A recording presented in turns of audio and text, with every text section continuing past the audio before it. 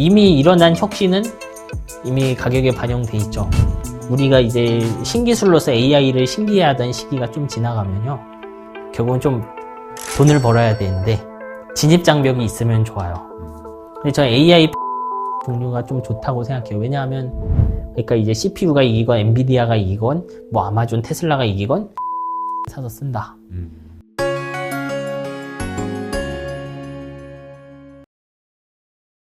테슬라에 대한 고밸류에이션을 항상 이제 반대 논거로 사용되는 개념이 단순한 전기차 회사가 아니라 자율주행 플랫폼을 선도할 것이기 때문에 이 정도 밸류에이션을 간다, 미래 가치를 인정한다, 이런 평가거든요.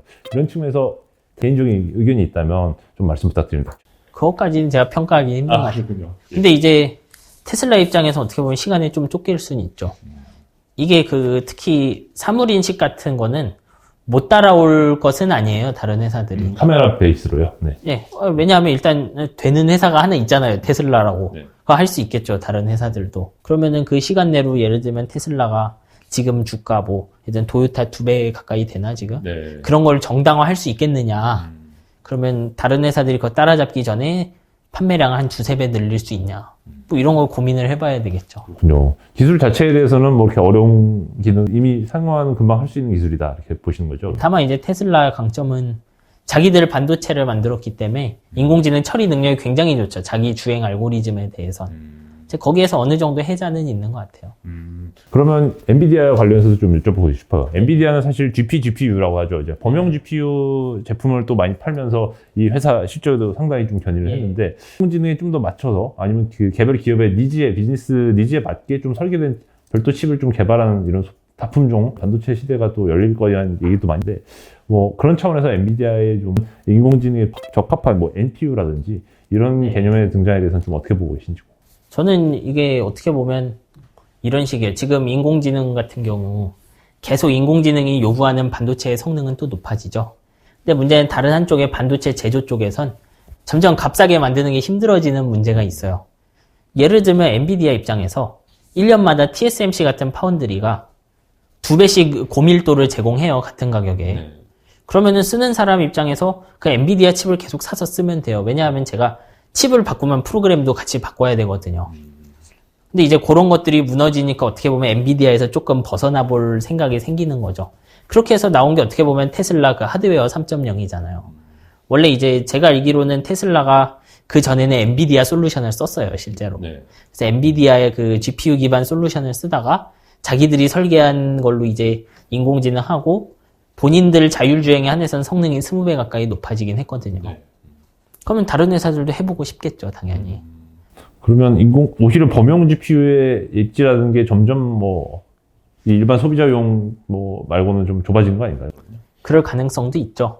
다만 이제 그 GPU, 특히 엔비디아 GPU 같은 거의 장점은요, 이미 그 생태계가 커서 엔비디아 GPU에 돌아가는 신경망이 엄청 많다는 데 있어요.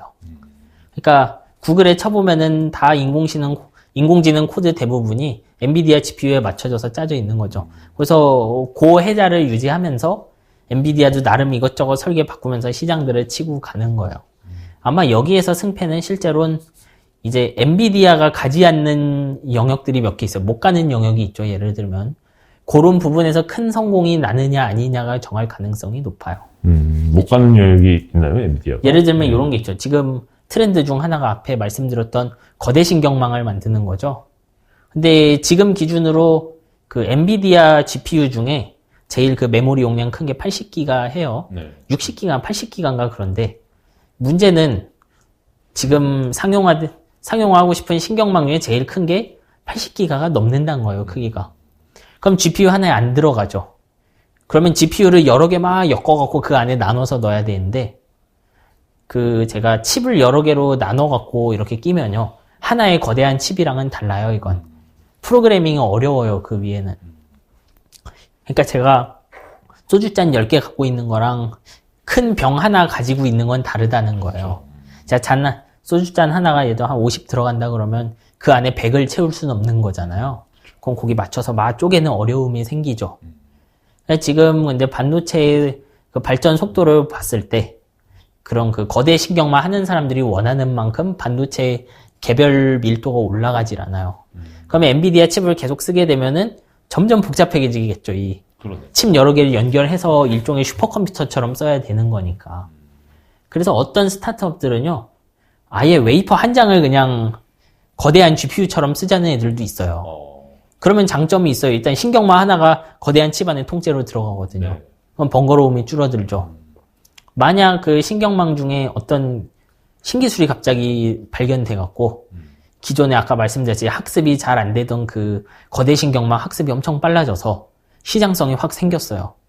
그러면 그런 칩들이 갑자기 확 떠오르는 거, 배워서 쓰려고 한다고요, 사람들이. 기존 엔비디아 코드는 좀 안 돌아가는데 기존에 안 되던 엄청 재밌는 게 되잖아요, 이제. 그러면 그쪽으로 넘어가게 되는 거죠, 사람들이. 이제 그런 식으로 움직일 거예요, 시장은. 그러니까 지금은 엔비디아가 강자고 지금에서 이제 신경망에 새로운 어떤 돌파구가 없으면 계속 엔비디아 중심으로 돌아갈 가능성이 높아요, 시장은. 국내 기업 중에서 글로벌 기업 말고 네이버랑 카카오 이 두 개도 사실 국내에서 나름 AI 좀 많이 투자를 하는 기업으로 알려져 있는데 이 두 기업에 보시기에 좀 주목할 만한 AI 측면에서의 좀 행보라든지 사업화 이런 게 있다면 어떤 것들이 있나요? 저는 네이버 AI 페인터 같은 걸 좀 보는데 저는 이게 기술이 대단하다 이런 것보다는 우리가 이제 신기술로서 AI를 신기해하던 시기가 좀 지나가면요. 결국은 좀 돈을 벌어야 되는데 진입장벽이 있으면 좋아요.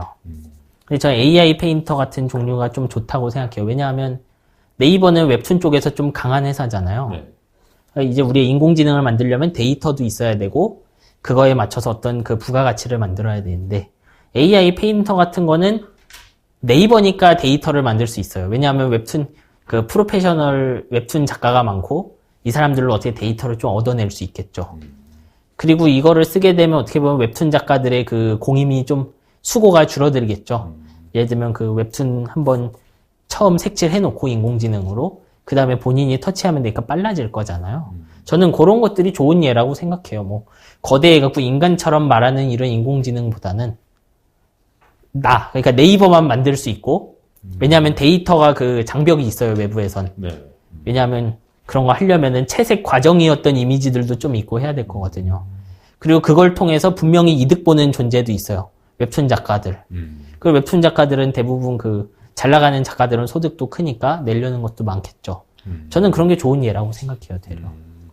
현재 지금 뭐 한국뿐만 아니라 이제 미국도 이제 뭐 여러 산업이 있지 않습니까? 네. 각 다양한 산업이 되게 업종별로 있는데 인공지능이 좀 대체하기 좀 어려운 그런 직장으로 거론되는 경우도 있고 하다못해 심리상담사 같은 직업도 오히려 인간만이 할 수 있는 이런 직업이라고 좀 얘기해야 되는데 사실 어떻게 보면 돌고 도는 질문일 수도 있지만 AI로부터 좀 위협을 받지 않을 만한 이 산업이 있다면 좀 어떤 산업이 있을까요? 저는 되려 그 예전에 그 인공지능 기술 뭐 알파고 이런 거 나왔을 때 조사해 놓은 거 보면 이런 조사들이 있어요. 없어질 직업 뭐냐 뭐 그러면 건설직 뭐 예를 들면은 그 마트에 진열하는 거 뭐 이런 것들 얘기를 했었거든요. 저는 반대로 근데 사람들이 인공지능을 좀 잘못 이해했기 때문에 그런 대답을 했다고 생각해요. 우리가 이래서 기술을 좀 구체적으로 이해를 해야 되는 건데요. 예를 들면 그 마트 진열 같은 거 있잖아요. 보면은 이거는 우리는 그냥 진열이라고 간단하게 말하지만 그런 식으로 생각하고 판단하면 안 돼요, 우리가. 실제로 그 수많은 자영업자들을 보면요. 다 그 상점 모양도 다르고요. 진열장 높이, 위치, 그 창고 위치 이런 게 다 다르잖아요. 되게 좀 어떻게 보면 너저분하고 이거를 뭔가 프로그램으로 해결하려면 그 머리가 아파요. 그쪽 제가 생각해봐도 되게 머리 아파요. 어떻게 이걸 다 해라는 느낌이죠. 되려 그런 영역들 있죠. 그런 영역들이 오래 살아남을 가능성이 높죠. 전 그래서 그렇게 지금 인간이 하는 일 중에 인간 기술공이 하는 일들이 되려 인공지능 때문에 인공지능이 못나서 안 없어지는 게 아니고 예를 로봇이나 제어 기술 같은 게 못 따라와서 이런 데가 살아남는다고 생각을 해요. 또 오히려 생활의 달인에 나올 법한 약간 예, 그런 그렇죠. 장인들이 기술 장인들이 오히려 쉽게 대체 안 될 거다. 예, 아마 그럴 거예요. 오히려 그런 것들은 어떻게 보면 인공지능 개발자들이 대체를 하고 싶어도 그 생활의 달인이 도달하기 위한 그런 도메인 지식이 좀 수준이 부족하다고 할 수 있어요. 그러니까 굉장히 그 디테일이 많아갖고 그 안에 그런 거 하려는 그 인공지능 쪽 사람들이 안 해 이런 느낌인 거죠. 그렇군요. 아주 열심히 하면 될 것 같은데 그거보다는 좋은 시장이 많은 거죠. 좀 이런 특징이 있어요. 지금 원래 지금 그림 그려준 디퓨전 모델 이런 것도 보면요. 그 자체가 일이 어렵다 이런 느낌보다도 데이터 구하는 게 쉬워서 되는 감이 있어요. 또 그게 무슨 말이냐면 인터넷은 열린 공간이잖아요. 네. 이건 열린 공간이기 때문에 제가 예를 들면 그 사람들 그림 잔뜩 올라오는 사이트에서 이런 식으로 학습을 시켜요. 이걸 그림을 보고 근데 이제 제가 만들고 싶은 인공지능이 이런 식이에요. 제가 그 키워드를 넣으면 그 키워드에 맞춰서 그림을 그려주는 인공지능인데 인터넷을 쭉 긁으면 그 어떤 사진 그려놓고 밑에 해시태그가 있잖아요. 네. 그러면 이 해시태그가 100% 정확하진 않아도 그 사진 수천만 개를 긁어서 학습을 시킬 수 있죠. 그러면 좀 비슷하게 돌아가요. 근데 아까 말씀드린 것 같은 일들 있죠. 인터넷에 그런 데이터 없을 거예요, 아마. 없죠. 그러면 그런 거 아마 대체되기 힘들 거라고요. 생활의 달인에 나올 법한 그런 기술들은 인터넷에서 정보를 찾기도 어렵고 디테일을 그렇죠. 구분하기도 어렵다. 예. 그러니까 데이터를 만들면 그 중엔 될 수 있는 것도 있는데 이제 그런 연구원들, 뭐 대학원에 있는 사람들 어때요? 일단 그런 데이터 만들면 한 세월이거든요. 데이터도 이 정보의 바다에서 하고 싶잖아요. 예. 인터넷이죠. 이제 그런데 없으면 아마 안 하려고 할 거예요, 실제로. 오늘 지금 많은 말씀을 되게 해주셨는데, 그래서, 뭐 사면 돼? 라고 물으시는 분들을 위해서 일단은 이 질문도 들어보겠습니다. 현재 작가님이 보시기에 인공지능을 제일 효율적으로 비즈니스에 적용하고 있고, AI를 혁신하고 있는 기업 두세 곳 정도는 어디라고 보세요? 저는 이제 구글, 테슬라 같은 데가 좋죠. 네. 근데 이건 순수하게 기술 관점이고, 저는 이제 이 회사들의 수익성은 정확하게 모르겠어요. 네, 기술 관점. 근데 만약 투자하라 그러면 저는 그냥 한국의 메모리 회사들을 투자할 것 같아요. 이게 앞에 약간 말씀드렸지만 잘 보면은 이 인공지능도 반도체 제조가 힘들어지면서 칩들이 분화되는 느낌이 있어요. 말씀드렸지만 아마 테슬라도 엔비디아 GPU가 빠르게 그 성능이 높아졌으면 자체 설계를 안 했을지도 몰라요. 아마 테슬라는 자기들은 그 자율주행 그 걔네들 FSD로 이만큼 일을 하고 싶었는데 엔비디아가 주는 GPU로 요거밖에 못하니까 직접 만들려고 결심했을지도 몰라요. 달리 말하면 엔비디아가 이만큼 해줬으면 커졌겠죠. 그 이제 비슷한 사례가 큰 회사들 중심으로 나올 가능성이 높아요. 예를 들면 테슬라뿐만 아니라 아마존 같은 곳은 이제 자율주행차는 아니지만 인공지능 잘 되는 칩을 만들어서 자기들을 그 클라우드 서비스로 막 만들어서 쓰려고 할 수도 있죠. 내부용으로. 내부용이나 외부용으로. 그런 일이 일어날 거거든요. 그럼 그런 일이 나면 인공지능 반도체 스타트업들은 경쟁이 심해져요, 이제. 근데 이런 애들이 공통적으로 갖는 특징은 메모리는 써야 된다는 거거든요. 그러니까 이제 CPU가 이기건, 엔비디아가 이기건, 뭐 아마존, 테슬라가 이기건, 메모리는 사서 쓴다.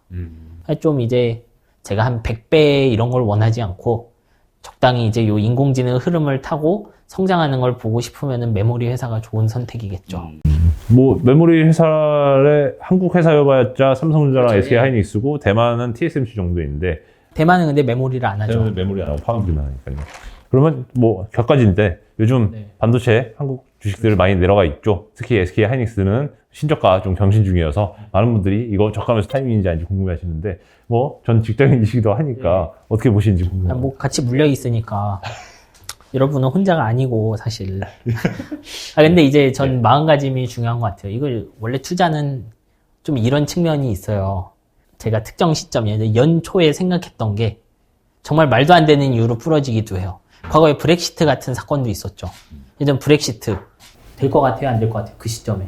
이거 해보기 전에 모르잖아요, 사실. 내가 그 영국인 모두에게 설문을 해놔도 틀릴 가능성이 높아요. 왜냐하면 하루 만에 생각 바뀌거든요. 그러니까 그런 식의 사건이 터진 것 뿐이잖아요, 사실.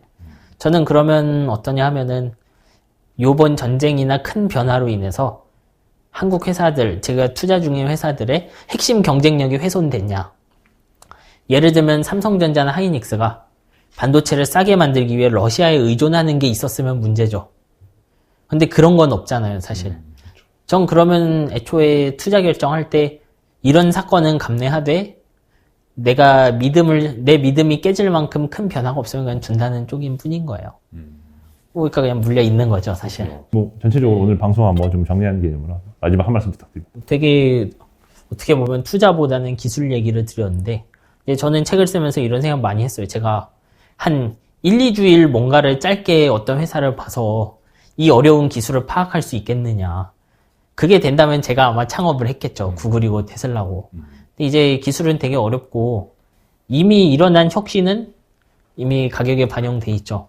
저는 반대로 이제 이런 과거 혁신들이 왜 일어났는지 배우는데 주입식으로 배우는 게 아니고 기술의 연관을 이렇게 보면서 나가는 게 중요하다고 생각해요.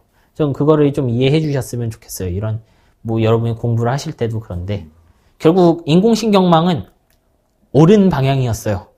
근데 왜 과거에 안 됐어요? 반도체가 없고 방법론이 없었으니까. 그 방법론만으로도 안 되고 반도체만으로도 안 되는 거였어요. 근데 그 캐나다에서 방법론 돌파가 났을 때 중요한 반도체가 있었죠. 그래서 뛰어오른 거예요. 이 다음 그 인공지능 발전도 아마 똑같은 형태가 될 거예요.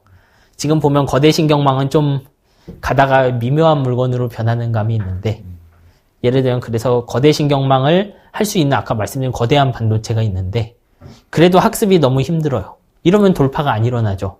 근데 갑자기 이거 학습 잘 시킬 수 있는 새로운 이론적 발견이 나면 또 완전히 다른 스토리가 되는 거예요. 저는 그래서 연관이 있는 기술들을 구분을 할 수 있어야 된다고 생각해요. 그냥 뭉뚱그려서 거대 신경망 이렇게 보지 말아달라는 거죠. 그 안에 릴레이션을 보고 요 녀석의 발전을 막는 게 뭔지 그러면 이제 그 뉴스를 보고 있다가 타이밍을 캐치할 수 있지 않을까 그렇게 생각해요. 저는. 네. 좀 더 자세한 구체적인 기술에 대한 얘기는 이 책을 보시면 AI 혁명의 미래 좀 더 자세히 설명돼 있으니까요. 책 한번 사서 저처럼 사서 보시면 더 어려울 것 같은데. 예. 보는 게 옳은 선택일까 이거? 출판사가 싫어하겠지만. 예, 인공지능 그래도 투자 관심 있으신 분들은 막연하게 4차 산업혁명의 미래인 AI 테마에 속지 마시고 직접 보시면서 판단하시길 바라겠습니다. 이상 자이언트TV 양성기자였습니다. 감사합니다. 네, 감사합니다.